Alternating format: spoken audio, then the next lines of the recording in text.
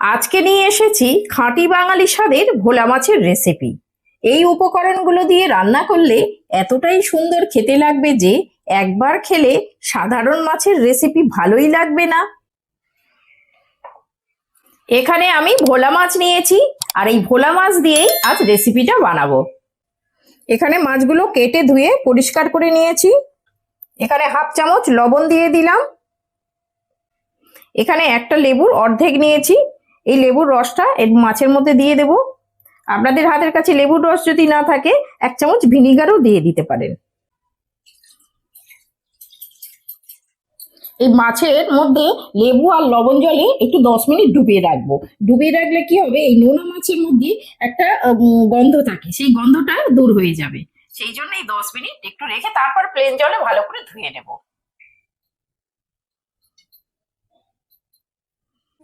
এবার একটা মশলা বানিয়ে নেব। তার জন্য এখানে একটা মিক্সির জার নিয়েছি, চায়ের চামচে 2 চামচ কালো সর্ষে নিয়েছি, এটা দিয়ে দিলাম। আর ওই একই পরিমাণে সাদা সর্ষে নিয়েছি। 1 চামচ গোটা জিরে, এটা দিয়ে দিচ্ছি। আর এখানে ঝালের জন্য 4টে কাঁচা লঙ্কা আর 2টো শুকনো লঙ্কা দিয়ে দিলাম। আপনারা যে যেমন ঝাল খাবেন সেই রকম ঝাল বুঝে দেবেন। এবার একটা মিহি পেস্ট বানিয়ে নেব। প্রথমেই শুকনো অবস্থায় ঘুরিয়ে নিয়েছি, তারপর এবার জল দিয়ে এটা একটু মিহি পেস্ট বানিয়ে নেব। পেস্টটা আমার হয়ে গেছে, একদম এইরকম মিহি একটা পেস্ট করে নিতে হবে। এখানে লেবু লবণের জলটা ফেলে দিয়ে প্লেন জলে আমি 2বার করে ধুয়ে আর জল ঝরিয়ে নিয়েছি। আচ্ছা, এই মাছের পরিমাণে লবণ দেবো, আর একটু কিন্তু কম লবণ দিচ্ছি, যেহেতু মাছটা লবণ জলে ডুবানো ছিল, একটু পরিমাণে কম দেব। এবার একটু হলুদ গুঁড়ো দিয়ে দেব। এবার একটুখানি সর্ষের তেল দিয়ে দিচ্ছি এর মধ্যে। এবার এই নুন হলুদটা ভালো করে মাছের গায়ে মিশিয়ে নেব। এই মাছের মধ্যে একটুখানি তেল দিয়ে আর এই নুন হলুদটা মাখালে গায়ের সঙ্গে দেখুন কি সুন্দরভাবে মেখে যায়। তো এটা আমার ভালো করে মাখানো হয়ে গেছে। এখানে গ্যাস জেলে আমি একটা ননস্টিক চাটু বসিয়ে নিয়েছি। এবার আমি এর মধ্যে সর্ষের তেল দিয়ে দিচ্ছি। এই রান্নাটা আমি সর্ষের তেলেই করব, সর্ষের তেলে রান্নাটা করলে বেশি ভালো হবে। এবার এই মাছগুলো আমি হালকা করে ভেজে নেব।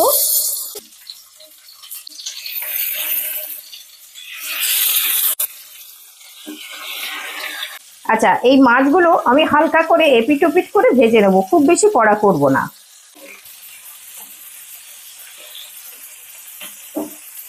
আচ্ছা, মাছগুলো ভাজা হয়ে গেছে, একটু হালকা করে ভেজে নিয়েছি। এবার তুলে নিচ্ছি একটা থালার মধ্যে।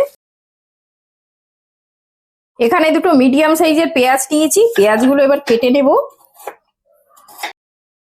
পেঁয়াজগুলো খুব ছোট ছোট করে কেটেছি। এবার একটা বাটির মধ্যে তুলে নিচ্ছি। এবার একটা মিডিয়াম সাইজের টমেটো নিয়েছি, এটাকেও একটু ছোট ছোট করে কেটে নেব। টমেটো গুলো ছোট ছোট করে কেটে নিয়েছি, নিয়ে একটা বাটির মধ্যে তুলে নিচ্ছি। আচ্ছা, মিক্সির মধ্যে যে মশলাটা পেস্ট করেছিলাম সেটা আমি বাটির মধ্যে ঢেলে নিয়েছি। এবার এই কোচানো পেঁয়াজগুলো এই মশলার মধ্যে দিয়ে দেব। এবার এই কেটে রাখা টমেটো গুলো দিয়ে দেব। এর মধ্যে দিয়ে দেবো হাফ চামচ হলুদ গুঁড়ো, আর এই মশলার পরিমাণে দিয়ে দেব লবণ। আর এখানে 2-4 দানা চিনি দিয়ে দিচ্ছি, যেহেতু সর্ষেটা দেওয়া রয়েছে, সর্ষে যাতে তিতো না হয় সেই জন্য একটু চিনি দিয়ে দিলাম। আর এখানে বেশ অনেকটা পরিমাণে সর্ষের তেল দিয়ে দেবো। এই মশলাটা এবার খুব ভালো করে সব মিশিয়ে নেব।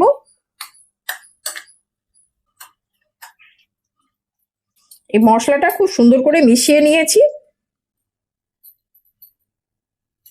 ভোলা মাছের অনেক রকম রেসিপি আপনারা খেয়ে থাকবেন, কিন্তু আজকের এই রেসিপিটা একবার হলেও বাড়িতে বানিয়ে খেয়ে দেখুন, এটা খেতে সত্যি অসাধারণ লাগে। আর রেসিপি ভালো লাগলে রান্না বাংলা ব্লগ চ্যানেলটিকে সাবস্ক্রাইব করে সঙ্গে থাকবেন। এখানে একটা ননস্টিকের চাটু নিয়ে নিয়েছি। আচ্ছা, এই চাটুর উপরে অল্প একটু তেল দিয়ে দিচ্ছি। এবারে এইরকম কলার পাতা নিয়েছি, কলার পাতা একটু পেতে নেব। এই একটা এদিক আর একটা এদিক করে, দুদিক করে 2টো কলার পাতা বিছিয়ে নিলাম। এবারে এর মধ্যে তেল দিয়ে দেবো। এবার এই তেলটা কলার পাতাতে ভালো করে লাগিয়ে নেব। এবার এই যে বাটিতে যে মশলাটা মিশিয়েছি, এই মশলাটা আমি এর মধ্যে একটু করে ছড়িয়ে দেব। এইভাবে কিছুটা মশলা আমি আগে এইভাবে বিছিয়ে নিলাম। এবার এই ভেজে রাখা মাছগুলো এবার একটা একটা করে আমি এর মধ্যে পেতে দেব। এইভাবে একটা একটা করে দিয়ে দেব। এবারে যে বাকি যে মশলাগুলো আছে এইগুলো সব মাছের উপরে এইভাবে দিয়ে দেব। আস্তে আস্তে এইভাবে সব মাছগুলোর উপরে সুন্দরভাবে এই মশলাটা ঢেকে দিতে হবে। এই মাছটার মধ্যে সুন্দরভাবে মশলাটা দিয়ে দিলাম। আচ্ছা, আমি উপর থেকে আরো কয়েকটা কাঁচা লঙ্কা দিয়ে দিলাম। আপনারা যে যেমন ঝাল খাবেন সেই বুঝেই লঙ্কাটা দেবেন। আমি একটু মুখ চিরে আর দিয়ে দিয়েছি। আচ্ছা, এর উপর থেকে আমি আরেকটু সর্ষের তেল একটু ছড়িয়ে দেব। এই সর্ষের তেল, এই রান্নাটা কিন্তু একটু তেল তেল হলে বেশি ভালো লাগে, আর এই কাঁচা সর্ষে আর তেল এটা কিন্তু দারুণ একটা স্বাদ আনবে। আচ্ছা, এবারে এই পাতাটা আস্তে করে এইভাবে চারদিক করে মুড়ে দেব। আর এর উপরে আরেকটা পাতা আমি এর উপরে দিয়ে দিলাম। এই চারদিক করে মুড়ে নিলাম আগে, মুড়ে নিয়ে এর উপরে আরেকটা পাতা দিয়ে দিলাম। এবারে এই রকম করে চারদিক করে মুড়ে এই একটা প্লেট দিয়ে আমি এটাকে একটা সাপোর্ট দিয়ে দেবো। এবারে এই রকম একটা ঢাকনা দিয়ে আমি ঢেকে দিলাম এটাকে। এইভাবে আমি গ্যাসের হিটটা লো টু মিডিয়াম করে আমি 10 মিনিট এটাকে স্টিম করতে দেব। 10 মিনিট হলে এইটা রান্নাটা এক পিঠ হয়ে যাবে। মাছের আর কোন রেসিপি আপনারা আমার কাছে দেখতে চান কমেন্টে লিখে জানাতে পারেন। আপনাদের পছন্দের রান্নাটা পরবর্তী ভিডিওতে আমি আনার চেষ্টা করব। এটা 10 মিনিট হয়ে গেছে, এবার আমি ঢাকাটা খুলে নিচ্ছি। আচ্ছা, এবার এই উপর থেকে প্লেটটাও তুলে নেব।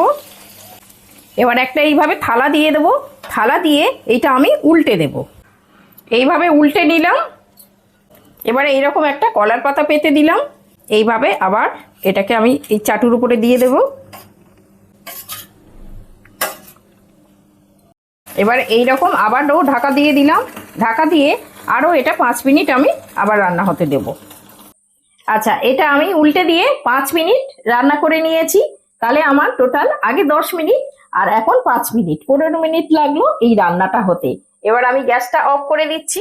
আচ্ছা, গ্যাস অফ করে দিয়ে আরো 5 মিনিট আমি এই অবস্থায় রেখে দেবো। এখন খুলবো না, 5 মিনিট পরে খুলে দেখাবো এই রান্নাটা কত সুন্দর হয়েছে। গ্যাস অফ করে 5 মিনিট এখানে রেখেছিলাম। এবার আমি ঢাকনাটা খুলে নিচ্ছি। এবার একটা থালার উপরে নিয়ে নিলাম। এবার এই কলার পাতাগুলো উপর থেকে তুলে নেব।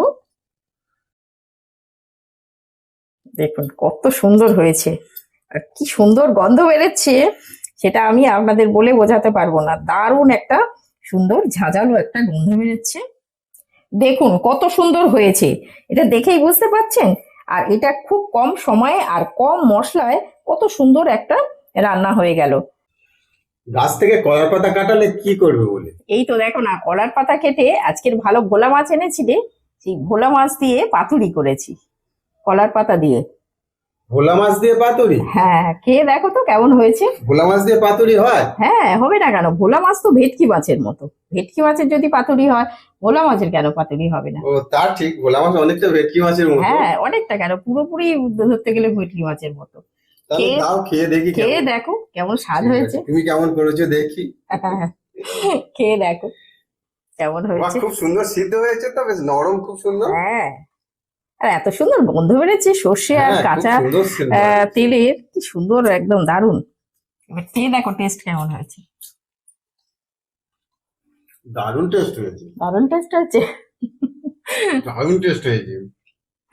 হ্যাঁ, এটা খুব কম সময়ের মধ্যে আর এত মানে সুন্দরভাবে হয়ে যায়, অল্প মশলায়, অথচ খুব কম সময়ের মধ্যে এটা দারুণ, সত্যি দারুণ টেস্ট। দারুণ হয়েছে। আচ্ছা, ভোলা মাছ অনেক সময় কি হয়, ঝোল টোল অনেকবার করেছি। আজ ভাবলাম যে কলার পাতা দিয়ে একটুখানি পাতুরি করি। অনেকদিন পাতুরিও খাওয়া হয়নি, তো সেই জন্য। সর্ষের তেল আর সর্ষে, এটা কি সুন্দর ঝাঁঝালো। হ্যাঁ, পাতুরিতে তো কাঁচা তেল, সর্ষে এইগুলো দিতে হয়। দেখি কেমন হয়েছে। খেয়ে দেখো, দারুণ দারুণ টেস্ট হয়েছে। দারুণ ঝাল ঝাল হয়েছে, দারুণ। তবে এটা ঝাল ঝাল হলে বেশি ভালো লাগে খেতে। দারুণ খেতে লাগলো, একদম খুব সুন্দর হয়েছে, খুব সুন্দর। ভোলা মাছটা পুরো ভেটকি মাছের মতো, একদম একদম টেস্টটাও খুব ভালো। হ্যাঁ, দারুণ হয়েছে, কি সুন্দর সিদ্ধ হয়ে গেছে, একদম সুন্দর হয়েছে। হ্যাঁ, খুব কম সময়ে মানে হয়ে যায়, দারুণ। তুমি ভোলা মাছের ঝাল খাইয়েছো, কিন্তু আমি ঝাল খাইনি, কিন্তু এই আজকে ভাবলাম যে ঝাল তো করি সবসময়, তো আজকের একটু অন্যভাবে করলাম। ভালো করেছো, খুব সুন্দর হয়েছে, দারুণ টেস্ট হয়েছে। হ্যাঁ, শুকনো শুকনো দারুণ লাগছে।